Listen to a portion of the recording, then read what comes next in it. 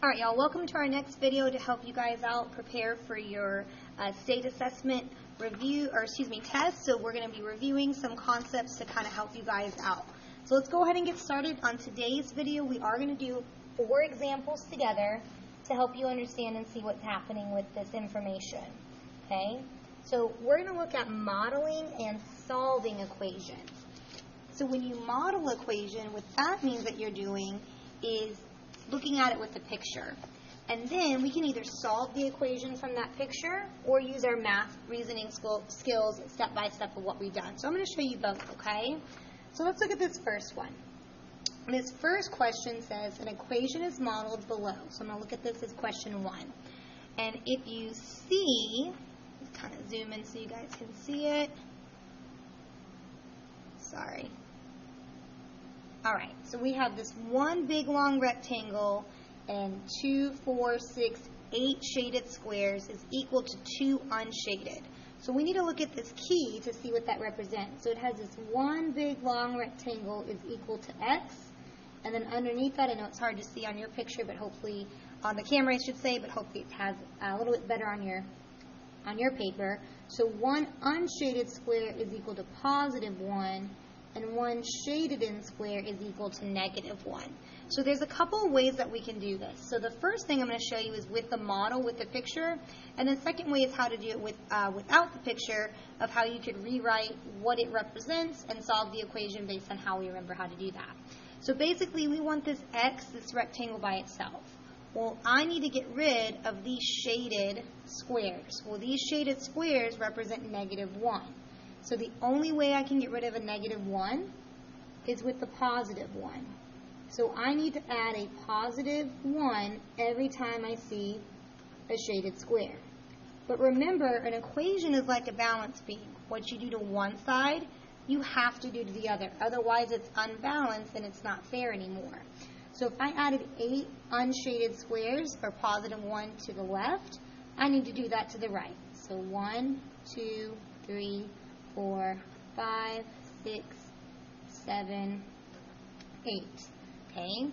Then I create 0 pairs. A 0 pair is when a positive and negative cancel each other out. Think about money. If you have $1 and then you spend it, you have nothing left. Okay? Again, your goal is to get to the value of x by itself. So what is the value of 1x, or one rectangle? Well, we don't have any 0 pairs on the right side because these are all positives. They're all on the same team. Okay? So if I have 1x over here, you can see 1, 2, 3, 4, 5, 6, 7, 8, 9, 10. So that means the value of x is 10. Now, another way you could have seen this is if before you started drawing this, you said you had 1x and 1, 2, 3, 4, 5, 6, 7, 8 negatives, equal to, originally you had 2 positives. So that was what we had originally. We had 1x, one rectangle, and we had 8 negatives drawn, and then we had these 2 positives. We could do it this way, and some of you might see it a little bit better that way than using the picture, so that's why I want to show you both. Well, remember, we want to get this x by itself, so I need to get rid of 8 negatives. So the opposite of 8 negatives is 8 positives. And again, what we do to one side, we do the other. So negative 8 plus 8 is 0. So you could write x plus 0, or just leave it at x, because if you have x and you're adding nothing to it, you just have x now. That makes sense. You're adding 0 to it, so it's not changing the value. Then 2 plus 8 is 10. So here again, we still get x equals 10. Okay? So either way you solve that, you're going to be able to get it. Again, as you're watching these videos, if you need help or a little bit more clarification, make sure you reach out to your teacher. So if you struggled with how to get either one of those, make sure you reach out to your teacher so we can help you guys out. All right, let's look at number 2. This is a verbal description. So they don't give me a picture, they don't give me an equation, they just give me a verbal description, and I have to create that equation. So I need to look for keywords and phrases. So let's look and see what happens. It says Thomas and Luke each have a collection of video games. The number of video games in Thomas's collection could be represented by the letter X. So that's my unknown. We do not know how many Thomas has. the number of video games in Luke's collection is 2 times the number in Thomas's. So for Luke, we're going to double it. So let's just pretend they said that Thomas had 6, then 2 times 6 would give me 12. So that means Luke has 12. If Thomas had 10 video games, then 2 times 10 would be 20, and Luke would have 20. Okay, but we're not sure how many Thomas has. But let's keep reading. The total number of video games in both collections is 138. What is X, the number of video games in Thomas's collection? All right, so let's think about it. We have Thomas, video games, let's put VG, plus Luke, his video games, equals the total video games. I'm just abbreviating video games, okay? All right, so let's talk about what we do know. That's a V, not an X. Okay? Thomas has X amount of video games, and we're combining however many Luke has to get to the total. Well, Luke was 2 times that of Thomas. So that's what we have, 2 times X. And we do know the total is 138. So remember, Thomas had X amount, we're not sure. Whatever Thomas had, we're doubling, we're multiplying by 2 to get to Luke. So these are what these represent. And then we're going to add them together to get to the total of 138. So now we need to remember how we're going to solve for X. Well, stop and think about this. You can see with the picture. If you have 1X and you add 2 more, how many X's do you see? See 3 X's. So 3X is equal to 138. And in case you forgot what that's called combining like terms, where you put things that are together like one another. So over here, we couldn't add these 8 negatives to these X's because these were a variable and this was an integer, okay? But because these are both X's, we can put them together. Now, something to know for future math lessons and future math grades, if this was X plus 2X squared, we could not put those together because their exponent has to be to the same power. So that's something that's going to come up later on, okay? But because these were both just X's and they didn't have the exponents, we can put them together. That's coming up, so don't worry. We'll get that when we get there. All right, now I'm going to draw the line because I need to say what I do to one side, I do to the other. So 3 times some number is 138, because remember, when a number is next to a letter or a variable, that means that we're multiplying. So the opposite of multiply by 3 is divide by 3. So this was when we talked about solving equations, which we do have notes on, so you can double check. So 3 divided by 3 cancels out and gets you X by itself, which is what you want. So 138 divided by 3. So we're doing our long division. 3 can't go into 1. 3 goes into 13 4 times. 4 times 3 is 12. I subtract and bring down. And 3 goes into 18 with 6 groups. 6 times 3 is exactly 18. So my answer is 46. So we know that X is equal to 46. So if we need to figure out what Luke was, 2 times X, which is 2 times 46. 6 times 2 is 12, 4 times 2 is 8, plus 1 is 92. So you got to be really careful based on what the question wants. They want Thomas. Well, Thomas was just X. So that's going to be 46. 92 right there is a trick, because 92 does represent something, but that represents Luke. Okay, so you can even put 46 here for Thomas. Plus, we just figured out Luke was 92, and 46 plus 92 would get you to 138. So you always want to make sure that your numbers make sense. Just like in this one, if you took this 10 and substitute it back where you saw the X, 10 positives plus 8 negatives. Well, remember, when the signs are opposite, you actually subtract when we're combining integers. So 10 minus 8 is 2. And you take the sign of who has the bigger absolute value, who's farther away from 0, or you can think about who there were more of. There were more positives than negatives. So always want to double check. That's a really good thing about solving equations. Once you have your prediction, you can substitute that value back into the equation to see if it makes sense. And sure enough, this did, because 46 is right here. 2 times 46, which we figured out was 92. 46 plus 92 is 138. Okay? Again, if you have questions about that, pause the video, reach out to your teacher, let us know where we can help you. All right, let's look at these last two. So this one is actually an inequality. It says, if x equals negative 6, which inequality is true? So one of these is true, 3 of these is false. 3 of them are false, excuse me.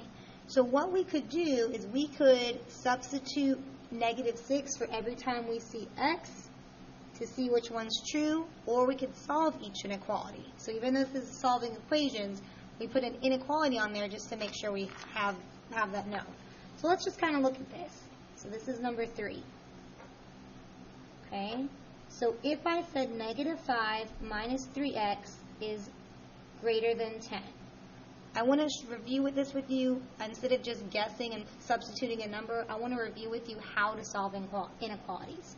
So with inequalities, we circle the inequality sign and draw the line down. Okay? Now, solving inequality is very similar to equations where we want to get the x by itself, but the first thing we need to do is decide, is this going to stay greater than, or is it going to reverse and go to less than? And when it reverses, it's going to be a negative coefficient. Okay? So coefficient is that number in front of the letter.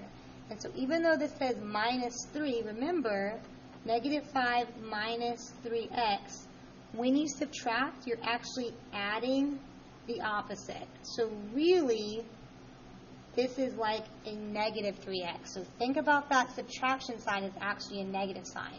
Remember, when we subtract, we actually are adding the opposite. So because this negative 3 is a negative coefficient, I need to reverse my sign to less than. Okay, so that is on our inequality notes too if you need some more practice with that. Now we can go ahead and solve like normal. So we want these x's by themselves, so we need to get rid of the constant, the negative 5. So the opposite of negative 5 is positive 5. Again, what you do to one side, we do to the other. So now we have the negative 3x by itself. 10 plus 5 is 15. Then we need to get rid of that negative 3. Well, the negative 3 in front of that number means multiply, so the opposite of multiply by negative 3 is divide by negative 3. Okay? Negative 3 divided by negative 3 just gives you 1x by itself, which is what its goal is. Which goal is positive divided by negative is a negative. 15 minus 3 is, 15 divided by negative 3, well, is a negative. 15 divided by 3 is 5. So, if we substituted negative 6 here, is negative 6 less than negative 5? Well, if you're not sure, because right here we're saying, is x negative 6, which inequality is true? Remember, left is less. So here's 0, negative 1, negative 2, negative 3, negative 4, negative 5, negative 6. So that's actually my answer. That would be correct. Another way you could do this, I know I've got a lot of examples, but I want to make sure y'all see it. If we said negative 5 minus 3x greater than 10, if we said x would be equal to negative 6, we're plugging that in where we see x. Check it out. Negative 3, or minus 3, plug in negative 6, negative 5, multiply first, order of operations. Negative times a negative is a positive. 3 times 6 is 18. So all I'm doing is I started with this original inequality, and I substituted wherever I saw x with that negative 6 to see if this inequality would be true. Okay?